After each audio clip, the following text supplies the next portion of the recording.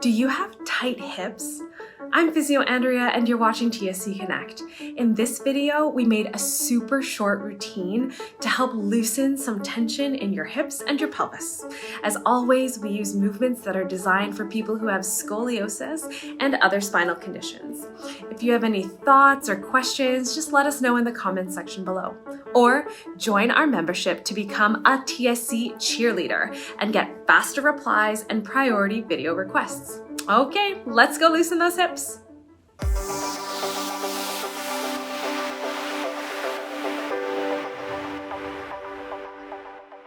Let's start our hip mobility session with marching and hip flexion. So you can do this in two ways. Either stay sitting on a chair. From here, bring one knee up towards your chest and use your hands to do a gentle pull to really do some hip flexion in that one hip. And then you alternate to the other side, making sure not to round or to lean side to side, really trying to stay as evenly weighted through your pelvis as you can while you do this hip mobility movement. Alternately, you can do it in standing if you have balance and bringing one knee up towards your chest, doing a gentle squeeze with your arms, switching to the other side. So this is a really nice way to, one, warm up the hip that's bending, but then also to start activating when that leg is in a balancing position, activating those glute muscles and opening those hips up into extension. So we're marching for 1 minute. Your choice, again, whether to do it in sitting or standing. Ready, set, go.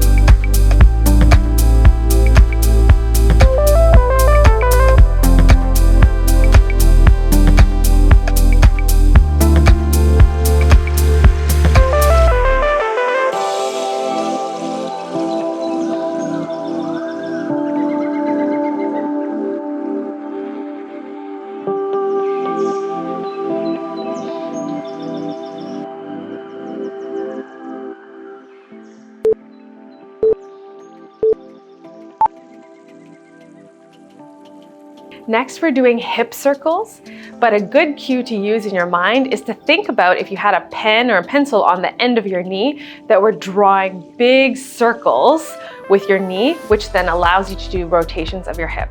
So take your chair or hold onto a wall for balance and just gently place your hand on that side. From here, the leg that's closest to the chair will be your balancing leg. Really press down into the ground so that this hip is active. We don't want to be, totally relaxing into your hip. So keep that really active. Lengthen through your trunk and your spine. You can place your hand on your hip.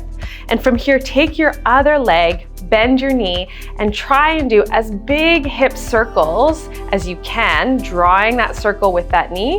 We're going for 15 seconds in one direction and then changing direction for 15 seconds. Ready, set, go.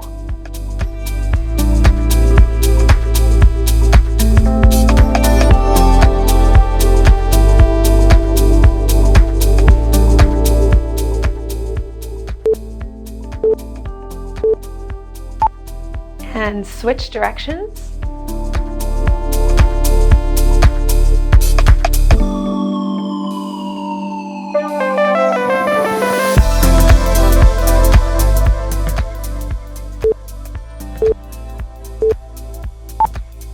Switch sides. And 15 seconds in one direction.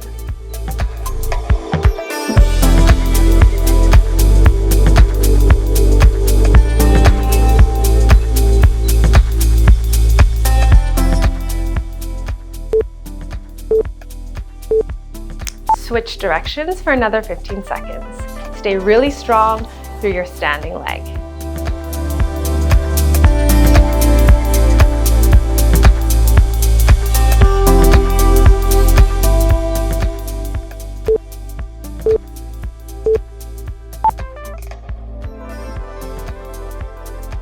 let's transition down to the floor for some internal and external hip rotations.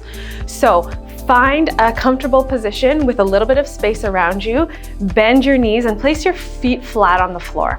If your feet are closer to you, this stretch will be more intense. If your feet are a little bit further away, then it'll be a bit more gentle, okay? So you might have to play with it just after the first few movements and adjust your feet accordingly. From here, tip both of your knees to one direction so that your feet are facing the same way. In this position, depending on how tight your hips are, you might feel something in this, particularly in the turned in hip. From here, be careful not to collapse into your curve or totally lean back or around your back to get out of that stretch. Try to think about extending and lifting through your trunk and reaching your head to the top of the ceiling so that you get a little bit more stretch in that hip. That might be enough. From here, transition back to having both of your feet flat on the floor and then go to the other direction and then think about lengthening your spine, really trying to get this one side of your pelvis down onto the mat. Come back towards center. You can place your hands behind you if you find that that's a little bit easier, but we're trying to rotate back and forth without lifting your pelvis totally off of the mat, because then that brings your hips out of the stretch position. So you're trying to keep your pelvis as anchored as possible. We're going back and forth for 30 seconds. Play with the position and the amount of knee bend that you have until you get a little bit of that stretch in your hips, okay? Ready, set, go.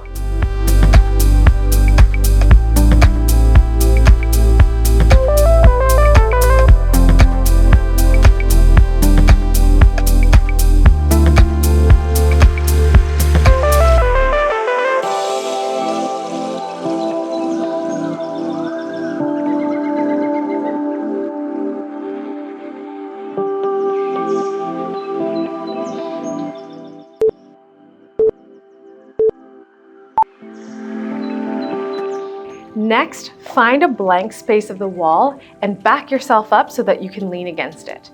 If you're able to, bring your pelvis against the wall and then your middle back and your head, okay? We'll try to keep a little bit of a gap from your lower back, between your lower back and the wall, because we don't want to be rounding our back to get into that position. So try and keep a gentle scoop in your lower back and stay really elongated. From here, try and find your butterfly position, which is to bring the bottoms of your feet together with your knees out to the side.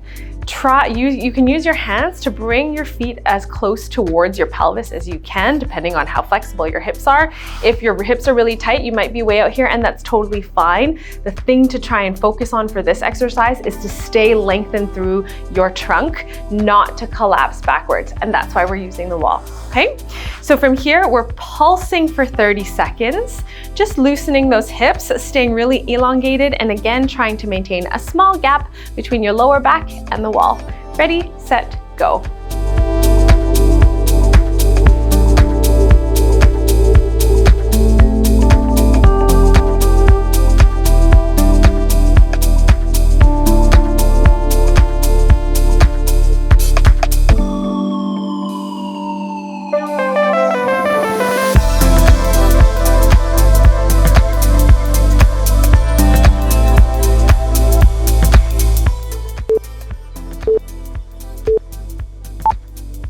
From here, transition into a gentle hold. So you can place the palms of your hands on your knees, and actually, or it's up to you, you can also place them on your thighs. You can use this to try and lengthen your spine as well. Again, getting more of a deep stretch in those hips, but also trying to lengthen through your back to give your ribs and your back a lot of space. Hold this for 30 seconds, breathe nice and slow and easy. Ready, set, go.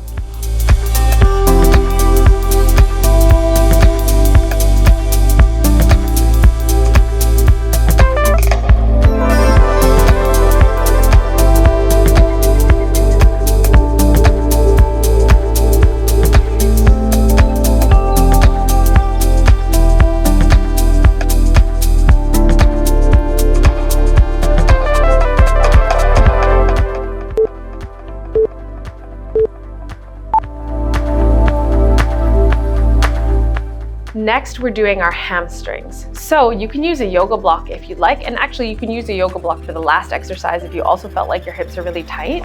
So place the block close to the wall and sit on it.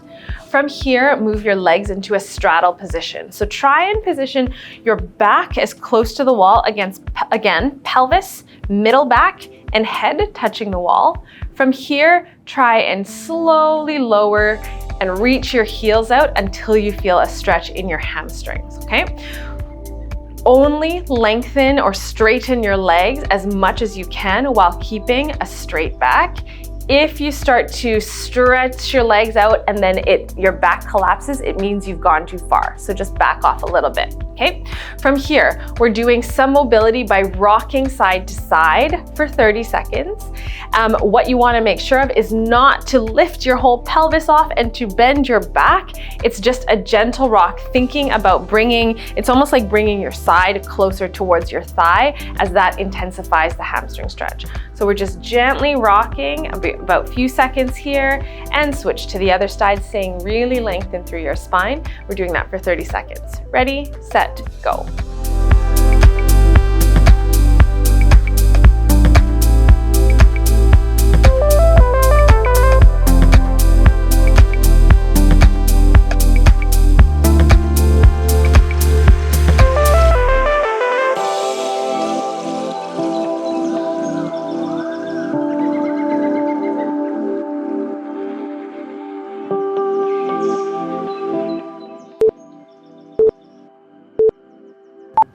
And lastly, we're going to continue that rocking motion, except this time we're rocking forward. You'll feel a little bit more of a stretch on your inner thighs as well. And all of these muscles, your hamstrings and your inner thighs, are attached to the hip joint. So if you feel like your hips are tight, sometimes these muscles need some movement and some stretching too, okay? So rocking forwards, you can place your hands on the ground or on your thighs. Think about hinging at the hips, not rounding through your spine. So we don't want to round forward. Stay nice and tall. Hinge by bringing your belly button closer to the floor and then come back up for 30 seconds. Ready, set, go.